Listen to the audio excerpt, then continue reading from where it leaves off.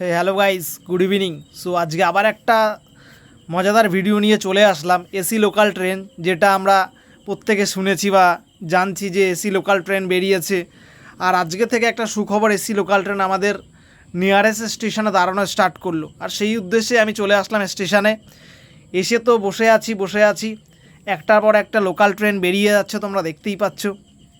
শিয়ালদার দিক থেকে একটা বনগাঁর দিকে যেতে না যেতেই আবার বনগাঁর দিক থেকে আর একটা শিয়ালদার দিকে চলে গেল ট্রেন।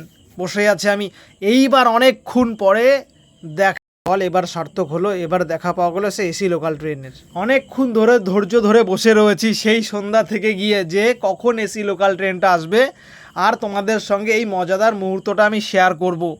তো অনেকক্ষণ ধরে ধৈর্য ধরে থাকার পরে এসি লোকাল ট্রেন এইবার ঢুকে গেল মসলান্দপুর স্টেশনে। আর আজকে থেকে এসি লোকাল ট্রেন মসলান্দপুর স্টেশনে দাঁড়ানো স্টার্ট করলো। প্রথমে তো আমি ভেবেছিলাম হয়তো আমি একাই ভিডিও করব বা একাই ভিডিও করছি, লোকে দেখে আমাকে কেমন পাগল ভাববে না তো। তা দেখলাম আমি শুধু একা না, আমার মতন অনেকজনই রয়েছে যারা ক্যামেরা নিয়ে রেডি ছিল এই এসি লোকাল ট্রেনটাকে ভিডিও করবে বলে। আর এসে গেল অলরেডি স্টেশনে ট্রেনটা। এইবার ট্রেনটা দাঁড়ানোর পালা। আর সত্যি কথা বলতে ট্রেনটাকে হেভি দেখতে একদম পুরো এক্সপ্রেসের মতো, বন্দে ভারত এক্সপ্রেসে যারা যারা উঠেছো এক্সপ্রেসের তো একটা মজাদার ঘটনা ঘটে গেল। দুটো ভাইয়ের সঙ্গে কথা হচ্ছিল, ভাইয়েরাও আমার মতন ভিডিও করছিল।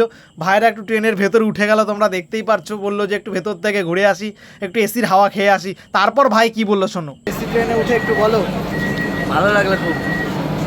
ঠান্ডা হাওয়া পেয়েছো ভেতরে? লোকজন বেশি নেই, ফাঁকাই আছে নাকি? হ্যাঁ, ওকে, দরজা বন্ধ করে দিন। এবার ট্রেনটা ছেড়ে দিল, দেখতেই পাচ্ছ সবাই নেমে গেছে। সবাই নেমে যে যার গন্তব্যে পৌঁছে যাচ্ছে বাড়িতে। ট্রেনটা রানিংয়ে বেরিয়ে যাচ্ছে, বন্দে ভারত এক্সপ্রেসের মতো লুকিং ট্রেনটার অনেকটা।